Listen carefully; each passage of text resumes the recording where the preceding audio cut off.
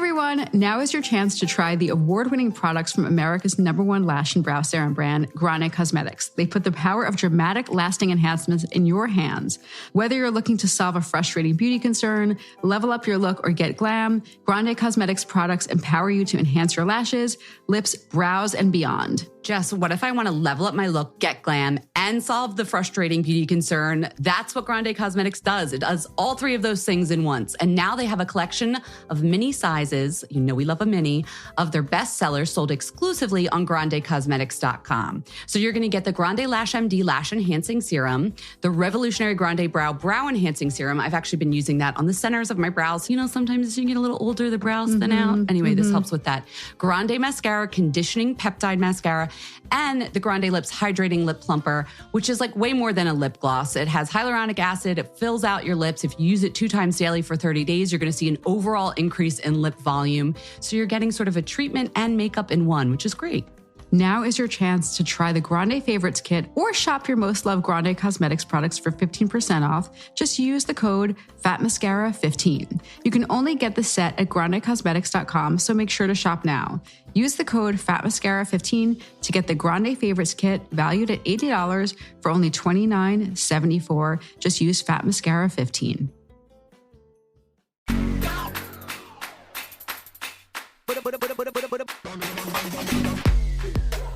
Okay, everyone. Happy Friday. Happy interview day. My name is Jessica Matlin. Hi, welcome to Fat Mascara. I'm Jen Sullivan. This next guest needs no introduction. Laura Mercier, legend, icon, words that are often thrown at people who are not. I mean, I'll allow it. I will allow it in this case. Laura is fairy godmother of like every complexion makeup product that you've ever loved in the last 25 years. Yeah, I mean, Laura really invented the complexion category. She is one of the kindest makeup artists I think I've ever met. A good soul. I think you're all going to love her. Just as a little brief reminder, if you're not familiar with Laura Mercier, she's a celebrity makeup artist who launched her eponymous line in 1996. So you'll hear about her early career. We got some behind the scenes on set gossip about Steven Meisel, not gossip, just how a creative genius works. We talked about her longtime client, Madonna. But really, I mean, this is to introduce you to the woman behind that name that's on those products in your bag. She's a legend. And that oil-free tinted moisturizer, that secret camouflage, you know what it is. You know you use it. You know you use it. You know you use it. Here's the woman. You love it. You live it. You're going to love her too. Let's just get into it. Here's Laura.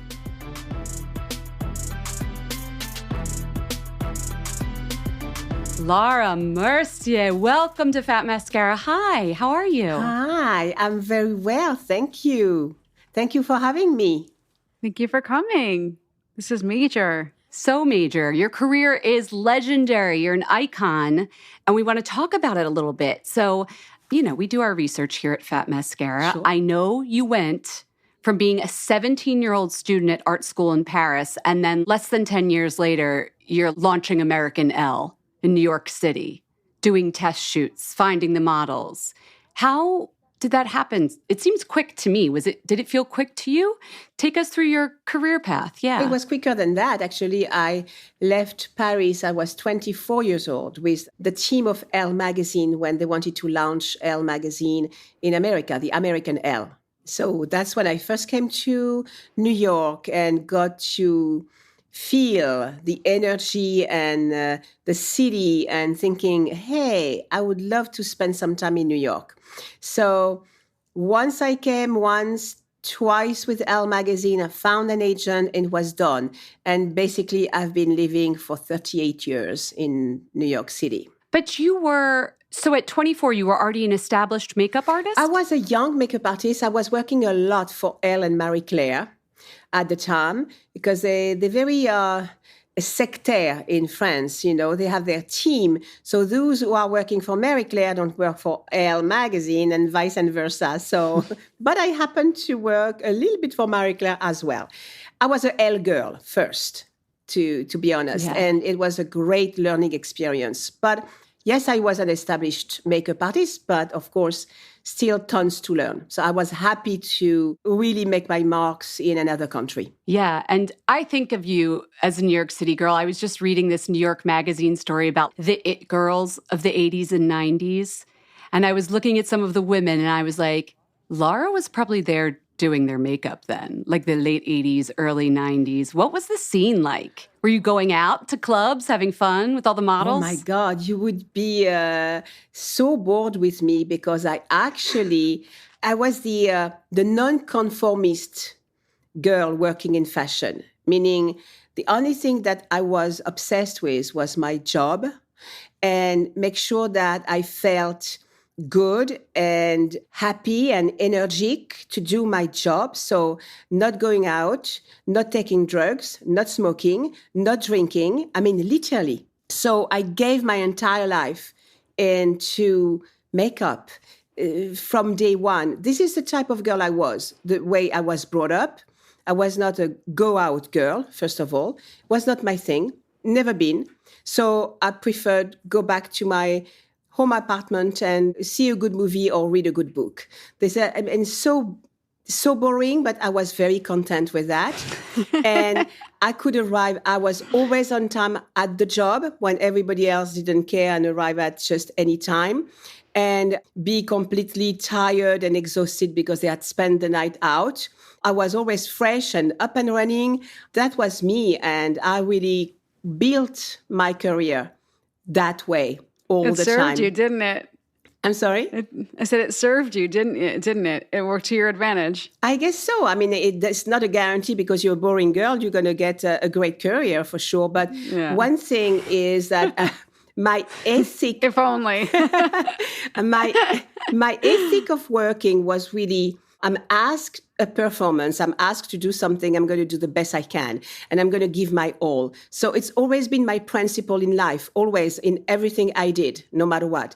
And I had fun. I had fun in the studio. I mean, I remember with Steven Meisel, the 10 years with Steven Meisel were, oh my God, exhausting, but the best learning experience. Why was it exhausting? Because Steven, if he doesn't have his picture, you hear there at 1:30 in the morning, still looking at Polaroid, basically. And you got to stay until the picture is really got. But the creative energy is absolutely amazing.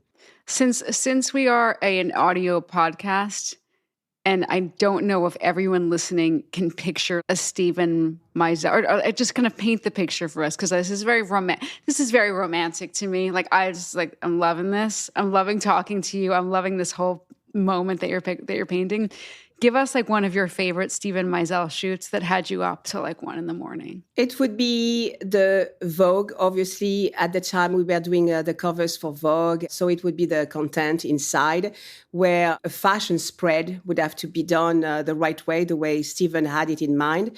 And everybody's always on the creative bridge where everybody must give an idea and must participate.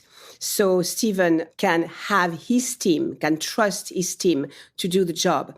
And we had some challenging moments, obviously. We had good laugh. I mean, he's a funny guy. He's so smart. He's such a genius person. So hardworking, though. So you know when you enter the studio, but you don't know when you actually leave the studio. At the same time, you are embarking on the same boat of creativity. So you find yourself not waiting on the side like, okay, let's wait until he knows exactly what he wants to do. It's like you think, you search, you try. I mean, sometimes you try several things and we change and it's just a creative pot. It's just creative pot of genius. I mean, this photographer in particular, I have always dreamt of working with Steven Meisel since an early age in my career. And you can't come into the studio of Steven Meisel if he doesn't choose you. I mean, it doesn't happen like that. You don't send the book and, okay, so let's take this makeup artist. He chooses you, and then it's a family thing. If he trusts you, if he likes you, you're on board. But you'd better perform. It's not about you. It's about sharing the creativity and at the same time learning, because he's a great teacher. I mean, he's like, it's amazing. It's difficult to describe. It's really a moment of pure creative fashion. This is why you didn't go, you couldn't be coming in hungover to the Stephen Meisel shoot. No, and that's interesting. You're not just waiting for him to be like, I'm thinking like a nude face. And I'm not saying there's nothing wrong with a nude face, but it's not you're not waiting for direction or just giving your one idea and going with it. I'm going to tell you something. He actually taught me how to work for black and white picture, because the makeup is very different when you work for black and white picture. The technique is different. Sometimes he would come in the makeup room, and I mean, at the early years I was with him, he would take he's a great artist as well. And he would take the pencil and he would draw an eyebrows. He would say, okay, this is something I love, do it stronger. I mean, what do we do with our eyebrows? Look at that. I mean, could we go there? And he's with you. He's literally with you creating, and he shows you. He knows about makeup. He knows about technique. He knows about hair. He knows about clothes. He knows about everything. He lives and breathes fashion. This person is a true fashion genius, the best I've ever seen. Laura, he would pick up your tools and do the makeup sometimes a little bit? Yeah, just show me like how he wants the brow. And we said, okay, I get it. And you'd perfect it. Yeah, no, he would do it perfectly. I mean, this man could have been a makeup artist, literally. Okay. Actually, he went to art school himself. I mean, he is very talented, still working. We never see him. He's very shy. He's very private. You don't see him. But boy, he is a power of genius in the fashion industry. Yeah. And you and that team created some amazing images then. I know you were working so much with the models and everything, but your career then shifted. You started doing like Madonna, Julia Roberts, Sarah Jessica Parker, a lot of these celebrities. Did that come from your fashion work, or was it part of your fashion work? Well, actually, Stephen is the one who told Madonna about me. And I said, Stephen, never. It won't happen. Why? Because I was scared. I was shy. I was not an outgoing person. I had to have people who trusted me. I had to have a comfortable environment to be myself. I was not like, oh, I want to do that star and then I'm going to become famous. And I didn't want to become famous at all. I wanted to be quiet in my corner, be the best I could at doing what I wanted. But please don't look at me. Don't ask me, no, I'm not doing this star. Oh, yeah, I heard she's difficult. That was me. So when she said, you are doing Madonna, I said, no, Stephen, I'm not doing Madonna. I said, you are doing Madonna. It went on and on like that until I said, okay, Laura, if you want to pass over this fear, you're going to have to confront your fear. And it's okay. It's not life and death. If she hates you, if she rejects you, then be it. So I went and I met with her. And from that moment, I really fell in love with her because of her creative inspiration, because of her energy. She's very smart. I mean, she's very provocative in her interview because she doesn't let a lot of who she is inside, but she's a super smart woman and very because she creative. doesn't let a lot of herself, of who she is inside, show? Yeah, exactly. Yeah, she's very protective of herself and her world, even though she seems absolutely like an exhibitionist. I mean, she has both sides in her creativity, coming from her education, coming from what she wanted, everything that she wanted to do as a creative person when she was young. Whatever she became is her own trajectoire. What did you just say? Trajectory. Sorry. Thank you, Jenna. Okay. I went back to France. I'll provide translation. It's fine. Jen's doing her... What is our sponsor again? Babbel. I have a language learning app. It's really working. That's good. But what does it mean? A character? No, trajectory of her, her own trajectory. career path. Oh, That's okay, right. okay. In the intimacy, when you know the real woman, I mean, I adored her. I mean, really, I had no ever any issue with her whatsoever. It's been like 8 years of perfect coordination, communication, very demanding. It was perfect for me. One day I arrived 5 minutes late. We were in London and everybody, all the team was sitting in the corridor waiting for me, 5 minutes late. I have never been late in my life. And she looked at me and she said, "That's the last time." And I looked at her and said, "Sure, it's the last time, promise." And from that point on, it said it all.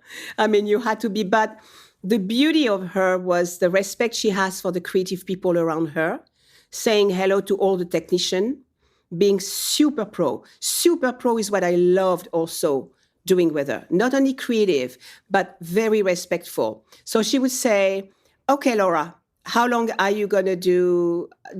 you need for the makeup?" I mean, of course, we would have seen what kind of makeup, everything would have been organized in advance. And I would say, "Okay, I need an hour and a half." And you better say the right thing because it's an hour and a half and not an hour and 45 minutes. But just because everything is organized around her, of course, at that point. But she knew I wanted to be quiet. I'm not like the bubbly makeup artist, talking about everything as I'm doing my thing. It's like I like to be with a quiet around and very zen and concentration on doing it perfectly and staying on time. So everybody out, we close the makeup room. She's in the chair, she doesn't talk, and she gives me her face for an hour and a half entirely, with no moving around whatsoever. That was absolutely brilliant. But this is the way she works. I like that way of working. I've worked with other celebrity, which is a zoo. It's a complete zoo. You work days and nights. You don't know when you're going to be finishing. You're exhausted. You have the worst condition of working because that's the way it is. And I prefer the modern house way is the way that I prefer, obviously. I could write a book, but, I have to wait all dead because otherwise I have to, confidentially, there are things that I can't say. So, I mean, we would all be like dying for your book. When did you parlay your experience into making a product line? There was another love that I had beside the artistry, was the making of the product. That was an aspect of the job that I was looking for. I was cooking a little bit, making my own recipe, putting some yellow in my foundation, mixing things. I mean, doing like the little mad scientist at home. It's a dream of every makeup artist to have their own line, of course, and make your own color. I don't think I was unique that way. So that part interested me as well. I'm going in studio. And I guess also I was tired of traveling, which I knew that I would travel even more with my brand. But I thought I saw myself in the lab creating product. I mean, this is the vision that I had, which was all wrong, of course, because I did go there, but I travel even more than I used to, touring the world to show the brand, literally. But it was all an incredible experience, for sure. I think I was ready to do something different. You were just ready for a change in your life. For a change and going into that part of the industry, the color, which is my first learning. But what's interesting? I just was thinking about this now. Like when you came out with your line, I'm thinking about the other lines that were out there. You were one of the first big makeup artist brands. There were other makeup artist brands at the time too. Yeah, this was 1996, 1996. Right? You had Francois. Francois Nars had already come out with his brand as well. But it wasn't what it is now. That's my larger point. It wasn't like now I feel like a makeup artist is successful for 5 years. They have a big Instagram following, and the natural follow-up question probably from their agent or their followers is, when are you coming out the line? It's a natural... Yes, it's true. Yeah. I'm not going to attempt to say the word, part of their trajectory, but I don't think it was very expected. I think it was... It was kind of not unusual. It filled a gap in the market. It had a very specific point of view. You had I don't know if it was your intention to have a hero product, but if you could strip down what is Laura Mercier Cosmetics about, you have a lot of different products now, but you were very clear about complexion. You had the secret camouflage and the tinted moisturizer. I mean, Jen and I probably how many times did we write about the tinted moisturizer? How many times did we put that in our stories, Jen? Yeah. Well, also for a long time, you couldn't get products like that from any other line. What gave you the inspiration to do those two products? The camouflage is really basically the reason to be for the line. That's what I was using in my makeup case. That was the basic of my technique. I was kind of known for makeup, no makeup. I mean, meaning perfecting the skin to the point it doesn't look like makeup, but it looks perfect. So it just gave me the idea that we couldn't find something like that on the market. All you had to hide a pimple or scar or redness was a concealer. That was the idea for the concealer. line? That was the idea for the line. So when my partner approached me, I said, okay, at that point in my career, I want to do it my way. So if you don't want to do it my way, I'm not interested. So I want to go to the lab and I have hero product that I want to bring out. It's going to be challenging because it's more makeup artistry. So we're going to need to educate women. It's going to need to be demonstrated. It's not something that you pick up on the counter and you go. But okay, she said, okay. We went for it. I went to the lab, literally doing the foundation. I mean, we came out with 150 products the first year in 18 months exactly. And camouflage was part of that. And if I knew at the time how challenging it's been to demonstrate the camouflage, but at the same time, the reward today is that our client learned. They were willing to learn, and they did. And we have the most beautiful story around that camouflage. It would take too much time to tell the stories, but it really shows that there was a true interest for something that didn't exist, and that responded to some needs. Women who had issues on their skin were able to actually camouflage these issues without putting a kilo of foundation trying to hide. And that just by itself made their life different and new. And so the witnessing part of that success was unbelievable. People wrote letters. People came back to the store and said, oh my God. I mean, it was really, some people cried because they looked at themselves, they had a burn on their face, and they said, I can go out and not be ashamed because, or self-conscious about it. You saved my life. Or, I mean, so many stories. So this, to me, confirmed that I was doing this brand for a reason, which became the first reason, in a way, that I was going to make women happy and confident, because I know what it is not to have confidence in ourselves.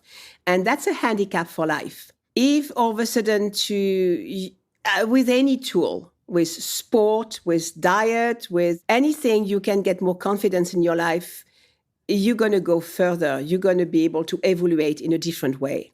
So to me, makeup is not futile. It's something that is absolutely part of the well-being for a woman. And I'm thinking the same way today, even more so. So that brand was not just like a little fashion moment, has never been for me. It had a more profound goal, which I think today, seeing the reputation and what people think of it, I'm like, wow, I surprised myself.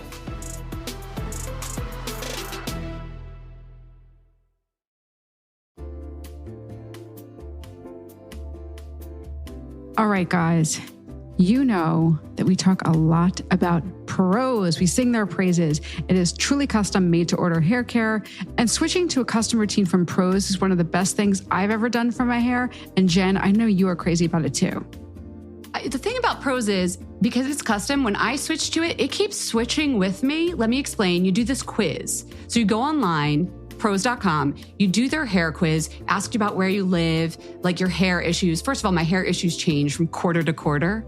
Lately, the age thing is getting to me. My hair texture is changing again. The porosity is changing, the dryness. Like, I've noticed a big difference. So I adjusted the quiz a little bit, and I noticed a difference in my products. They're more moisturizing, still not weighing me down because y'all know I have long hair. I want the volume at the roots, but the smoothing on the ends. And like, you just can't go into the drugstore and pick up that bottle, or even at the salon. It's not going to be custom formulated for you. And that's what Prose does. Plus, we just love them as a brand. That's why they've been a sponsor for a long time. They're carbon neutral. They're a certified B Corp. They use sustainably sourced ingredients, cruelty-free. That's very important to us. And they're also one of the first custom beauty brands, actually the first custom beauty brand to go carbon neutral. And you know we love like a money back guarantee, and they will give it to you. If you're not 100% positive Prose is the best hair care you've ever tried, we'll take the products back. no questions asked. And they have your name on them, by the way. They're custom. They'll still take them back. Custom made to order hair care from Prose, it's got your name all over it. Take your free in-depth hair consultation and get 15% off your first order today. Go to prose.com/mascara. That's prose.com/mascara for your free in-depth hair consultation and get 15% off today.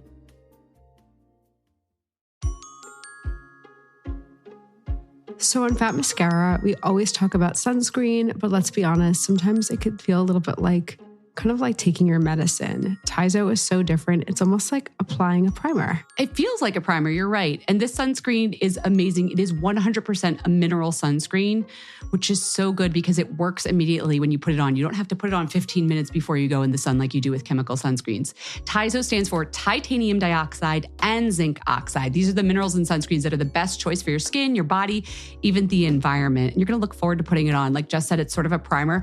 I would say it's like, first of all, it blends into any skin tone. It has like a peachy beige color to it, the one that I use particularly, but it gives a nice slip and a little bit of a blurring quality. So you're putting on your sunscreen, you know you're going to be protecting yourself from all those signs of aging, but you're also perfecting your skin in the process, which is so nice. Also, Tizo products are cruelty-free, reef-safer, free of parabens, gluten, fragrances, dye, phthalates. If that's important to you, Tizo is the sunscreen you're going to want to get, not just for summer, right now. Right now, you should be wearing sunscreen. Go to tizoskin.com and use the code FATMASCARA15 at checkout for 15% off your entire order. That's tizoskin.com, Tizo skin.com, and use the code FATMASCARA15 for 15% off your entire order.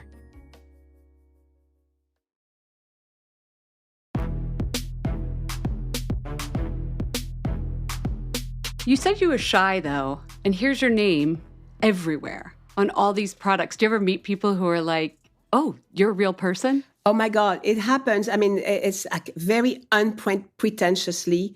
I'm certainly not a big star by all means, but believe it or not, it happens quite often that I'm in a store purchasing something, and when they see the name, they said, oh, it's funny. You have this cosmetic company that I'm saying, mm-hmm. And say, it's not you, right? It's you. You mean you the Laura Mercier? I mean, it's just funny. It happened in the plane with the stewardess. I mean, like it happens.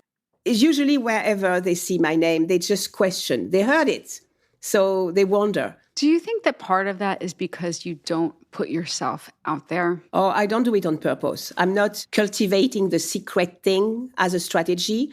I truly had a handicap in my life that I didn't want to show myself. So working in studio, trying to make something of myself, using my talent. If I had a little talent in my hand, then I was going to try to see what I could do, as long as people would not look at me and judge just what I did. This is so crazy because she's like, I feel like I'm a cheerleader, but I'm like, you're the whole package, Laura. Like she's talented, she's beautiful, she is obviously smart in business. You're like lovely to be around. But what do you mean? Like, tell me more about this handicap, because I think this is very relatable. That is very sweet of you, but I've learned. She's like, well, I don't care.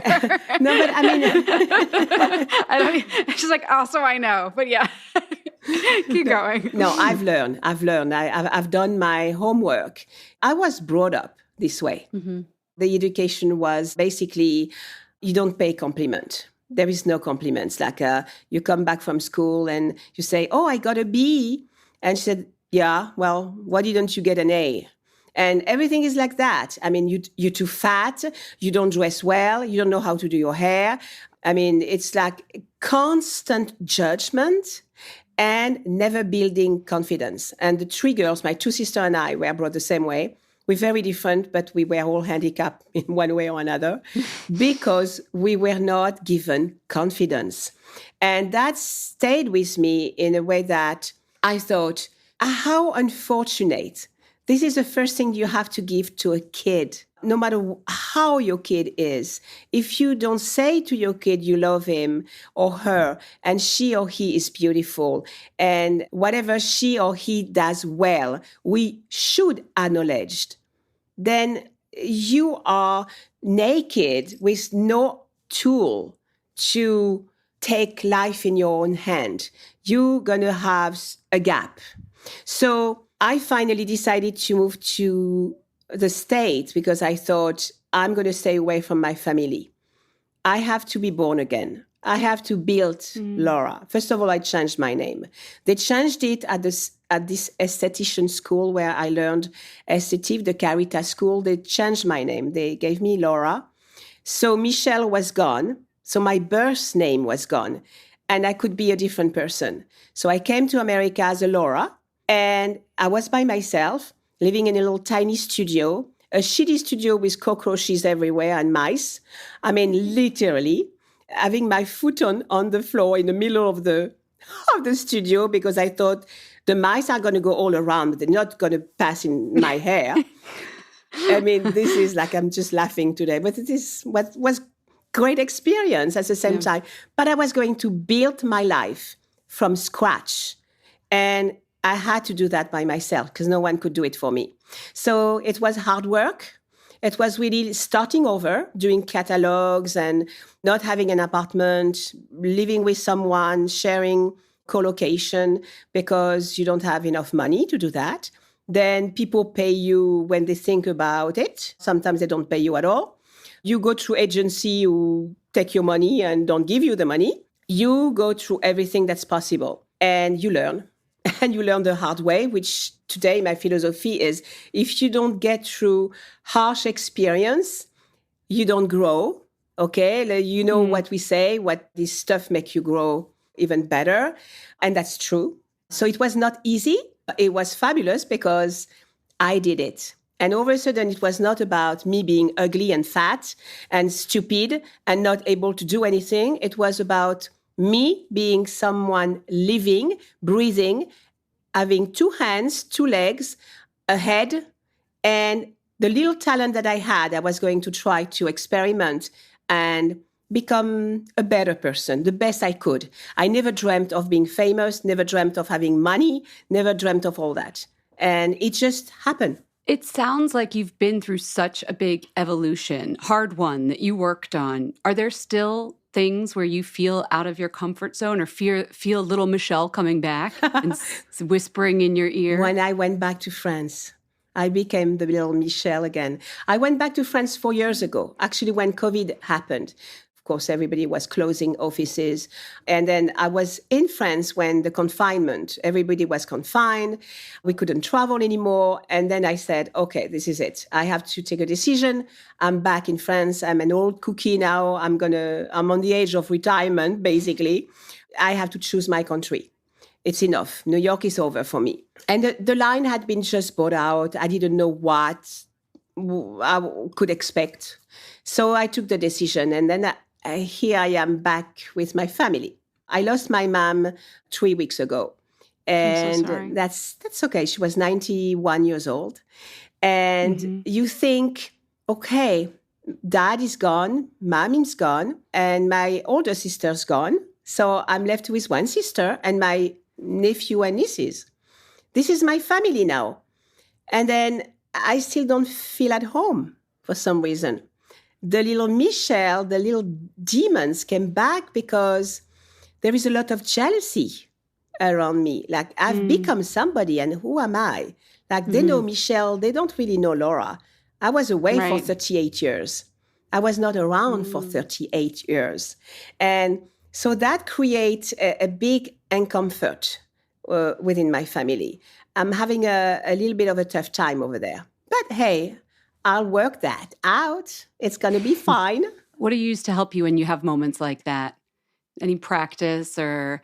I use my American side. What does she do? I'm very proud to say that I am a Franco-American. I am a citizen of America and happy to be. In the sense that, you know it better than other people. It's about positivity, hard work, convincing yourself that, of course, you can do it. Sure. And the fact that I've worked on myself for so long through therapy, through meditation, through Buddhism learning, through metaphysics, I see the world now with a different eye. It's not about me and complaining about me anymore. Who cares? Me, fat me, ugly me. Who cares about you? Put your ego on the side and look at how beautiful life is and look at the positive side. When did you get into Buddhism? I would say about 10 years ago. But did somebody open your eyes to it? Like, always interested in it, always reading metaphysical book, always into metaphysics. Why are we here? I mean, what's the purpose here? I mean, basically, I want to understand. And through all this learning experience, I went to real teaching. I met a Buddhist nun who actually created her own temple. And I've learned and read and talked. And it was like a discovery by itself of looking at life a different way.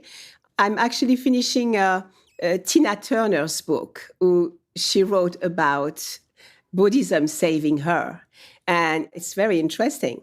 Obviously, it makes you look at life differently. So it's not about the religion. It's not about a sect. This is not my thing. So I'm not into the rituals, we'll say. It's the philosophy. I love that philosophy. You're here for a purpose, and then you go on to many lives after that, and death is just a passage, which I love. So what would you say then your purpose in this life has been so far? And then we're going to have to ask you about beauty products afterwards. I'm sorry. I don't want to. The purpose of life, and then... No, what would you say your purpose is? Is it... Everybody has a purpose, no matter what. I mean, there is a purpose for everyone. Even if you don't see it, it's there. Learning how to love myself and be grateful that I have the luck of being a human being on this planet and have this life, which is already quite wonderful, even though you go through tough time. This is what you're supposed to do in order to learn. If you don't go through tough tests and bad moments, you're never going to learn anything. If you spoiled all your life, and you see it in spoiled people who are more lucky than some others, they don't really see life in the right way. Their vision is not right, in fact. So the more you suffer, the better you become, and you have to be happy about it. Yeah, well, we don't want you to suffer too much. We don't want anyone to suffer too much. Yeah. Yeah. So we do have to ask you some beauty questions because I'm sure there are people who are dying to hear your take on it, given that you're just an icon. Tell us about the industry has sped up so much more, and products and trends are going so quickly. I mean, you've seen so much. Like, what is your take on the industry right now? Is there anything that excites you, or do you kind of feel like bored by it? It's overwhelming. It's oversaturated. For sure. Mm-hmm. I mean, and this social media thing has a very good side and very bad side, as we all know. Women are confused out there, I can tell you that. If it's to have a brand for a moment, to me, it makes no sense. If a brand has a purpose, that brand will remain. And I just look at it this way. Who cares? If you want to try, sure, do it. And there are people that are talented and have great ideas, actually, really. And you wish they would stay on and they would have the opportunity to stay longer. So I have no criticism for that. I'm just thinking of the client out there. What is she going to understand with all this? After that, it's a choice of everyone. I think we're still here because we still carry the same message. If you're consistent in what you believe in, and if you think you can still continue to bring something to the world out there in terms of cosmetic, well, and if you try to do it very well and do it your best, then you'll have longevity. I just thought of this question on the fly. This is not something that Jen and I discussed. Is there a makeup artist brand besides your own that you admire? What I have loved in makeup artist brand is when they brought their own personality. When Francois came out with his brand, it was him. I know him. His brand illustrated exactly who he is. Fashion show, colors, and I love that he represents really the makeup artist personality. If you look at Charlotte Tilbury, It's her. This is who she is. The time we had other... And what is that? Like, I mean, most people listen to the show know who glitz she and is. glamour, it's all about her. Darling. Yes, and she's a sweetie. This is who she is. And I like that she's outgoing with what she believes in and she goes for it. I like that. Instead of just creating a brand, just take a piece of the market and just sell a bunch of color. If you go with a reason to be, because this is you, go for it. And Kevin Aucoin, bless his heart, I used to admire him as a makeup artist. But he also had in his brand, particularly at the beginning, product that represented what he did in his technique. And I like that. Which product are you referring to? For example, he had like a superb creamy camouflage concealer, which I absolutely adored. He came out with a product that really served what he did as a makeup artist. And I like that. I like when there is a point of view. And what would they say is your point of view? What is Laura Mercier if we ask Charlotte? Oh, I don't know what she would say. What would you say? The way I see mine, I think, yes, it's true that it's complexion. I've always been obsessed with complexion, but not just complexion. I love everything else. And I'm dying to show that we also about colors and other things. But yes, probably everybody is remembering Laura Mercier for camouflage and foundation and tinted moisturizer and primer. Anything that touches the skin is definitely our forte, I would say. Laura, you mentioned all of the fabulous complexion products. But what we did not mention, you want to be known for that, and you are known for that. You were also a trend forecaster when it came to body and fragrance. Yes, the gourmand trend. We've been talking about pistachio, by the way, on the podcast. It came up as this is a fragrance trend. Wow. And how many years ago did you make a pistachio perfume? Oh my God. My parents lived in 3 houses before that. They've been Exactly. Well, don't forget, not just pistachio, tarte citron, crème brulee. Okay, we still have almond coconut that has not They're gone. Gorgeous. It was supposed to be pyjama scents. No one has ever understood the purpose of coming out with crème brulee. We were not supposed to go to work with crème brulee whatsoever. It was supposed to be cocooning a scent for home. Pajama scents. Oh my God, I love that. Where your kids and your husband can bathe in it and you go to bed and you smell good, like if you bake a vanilla cake, basically. But not going to work with crème brulee, which became this crazy frenzy about everybody would smell crème brulee. I was horrified. It bothers you that we really liked your gourmand idea. We took it to work. We took it to the streets. I never thought it would be so popular that way. And I was eager to move on to different scents, fresh and green and lemony. And no one would let me do that. No. People love it. We've got to have... No one would let you. The suits. They wouldn't let me have any other thing. And no, bless them. I'm super happy that it was such a hit, but it was a surprise. Oh my God, that's so funny. Sorry, I couldn't move on until we addressed this. What do you wear? Is there a fragrance that's your signature scent? Well, I have signature scent for fragrances. Now for body and bath, finally I did a neroli, which I love. We moved on from gourmand, although we kept some. We have amber vanille. I love amber. I'm a big amber person. I love rose amber. Of course, in America, everybody hates rose. I love rose, but these are not commercial scents. But amber vanille is nice because it's soft and sensuous. Yeah, they're delicious. So I love good. that. So funny. Thank you. Well, before I do this Fat Mascara 5, one more, I just have to ask about products. How about of your line? Is there a signature lipstick or the sleeper hit that's Laura's favorite that you just keep in the line for you? For me, personally, I always have my shade done one way or another. So in our Petal Soft crayon for the lip, I have one that's called Laura, and that's my shade. It's a brown red. All right. Okay, you ready for this now? Jess, are you done? You have any more questions? Sorry, I'm done. I just had to talk to you all day. Yeah, so funny. Okay. Well, a couple more questions. So these are quicker ones. What's your proudest accomplishment, Laura? To have become meaningful in life. Somehow. And I know you have such an art background, and I was thinking about art when I was preparing for this. What's a work of fine art that has moved you the most? Like you saw this artwork and you had a deep experience with it. I am very inspired by artwork, many type. I think I was stuck very much with the Impressionist. The Impressionist, that's a period in the painting era that has inspired me very, very much for many things. I could see that. It comes out in your makeup work too. I could totally see that.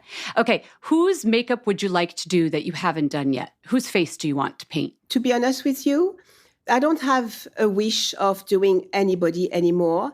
I'm just very proud of the career I had because I ended up by only doing who I loved to do because I could. And I have very deep in my heart are special people that I have done a lot, like Julia Roberts and Sarah Jessica Parker, who have been not only fabulous professional actresses and stars, but fabulous human beings. And in my work, that counts a lot. I mean, it's just not about doing the next cookie in town who's going to be the big star for this or this reason. Is what kind of human being is she? And I was very spoiled to have been able and flattered and lucky to have worked with these women. Okay, this is an easy one maybe. What is your favorite dessert? Oh gosh, don't get me there. I should not have any ever, which... That's little Michelle talking. Shut her up. What does Laura? What does Laura want to eat for dessert? I love strawberry shortcake, apple tart. I have an entire list. We can talk later if you want. I mean, we've smelled your perfume, so I knew you had a sweet tooth. Of course I do. But I wanted to see. I do. Okay. And last question, what do you need for a good night's sleep? Like what makes you sleep well and get your beauty sleep at the end of the day? A bath is still my favorite ritual. A bath, it helps me unwind. A good meditation moment. Yeah. And quiet, nice music, a good book. I'm still very attached to my book and certainly not on the computer. I am a dinosaur. Just everybody knows. You're not a dinosaur. I'm a dinosaur and I don't know if I'm proud of it, but no matter what, there is nothing I can do. I'm not a technology person. I'm so dumb. I'm so stupid. I hate it with a passion. Stop with these words. I don't like these. Do not use these words, Laura. No, you're right. You're not a dinosaur. You're always relevant. Oh, I can be relevant, but in a very concrete way. Technology doesn't talk to me. You know what? I'm not big on it either. Oh, you not? Yeah. Look at you. No, I'm not that big on it. Look at you with a podcast, Jess. That is funny. We figured it out. It's a necessary evil. It's a necessary evil. It is a necessary evil. Yeah. And I feel lucky I don't have to do it. Yeah. You've got people. We're so grateful that you chose to do a little technology today to be here with us. Thank you so much for such a wonderful interview. I heard of you and the podcast and certainly very flattered that you have me. Oh my God, you're a queen. Thank you, Laura. Thank you so much. This is awesome. I know. I love what you do. It's so smart. We hope you enjoyed the show. It's your reviews and feedback that help us make the podcast even better. Head over to iTunes to rate and review us or email your thoughts to info@fatmascara.com. We also want to answer your beauty questions and hear what products you love. To share a Raise the Wand product review or to ask a beauty question, email us at info@fatmascara. If you send it as a voice memo file, we can even share your voice on the podcast. You can also do that by leaving us a voice message. Our phone number in the United States is 646-481-8182. Thanks so much for listening.